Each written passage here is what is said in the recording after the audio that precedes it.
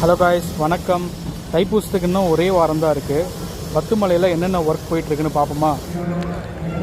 இங்கே இருக்க கோயிலில் அந்த சிலைகள்லாம் பார்த்திங்கன்னா ரீபெயிண்டிங் பண்ணிகிட்ருக்காங்க இப்போது. ஸோ இங்கெல்லாம் பார்த்தாலே தெரியுது, நிறையா ரீபெயிண்டிங் பண்ணிட்டாங்க. இந்த சிலைலாம் பாருங்கள், இன்னும் ரீபெயிண்டிங் ஒர்க்கில் போயிட்டு தான் இருக்குது. நிறைய மக்கள் பார்த்திங்கன்னா இப்போவே அவங்களோட வேண்டுதல்லாம் நிறைவேற்றிட்டு இருக்காங்க.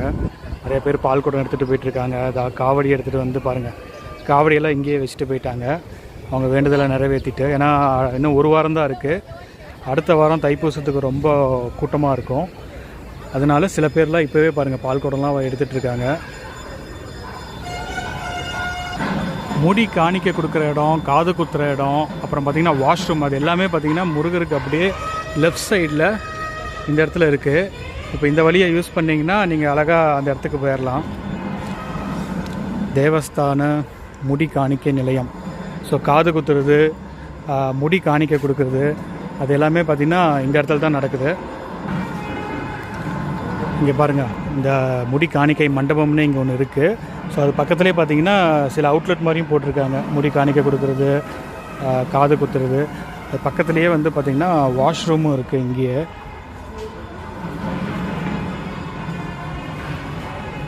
இதுதான் வாஷ்ரூமு. வாஷ்ரூம் பக்கத்துலேயே லாக்கர் இருக்குது பாருங்கள். வாஷ்ரூம் பக்கத்துலேயே இப்போ லாக்கர் வச்சுருக்காங்க. ஸோ லாக்கர் வந்து பார்த்திங்கன்னா சின்ன லாக்கர் 15 வெள்ளி, மீடியம் வந்து 30 ரிங்கெட்டு, லார்ஜ் வந்து 50.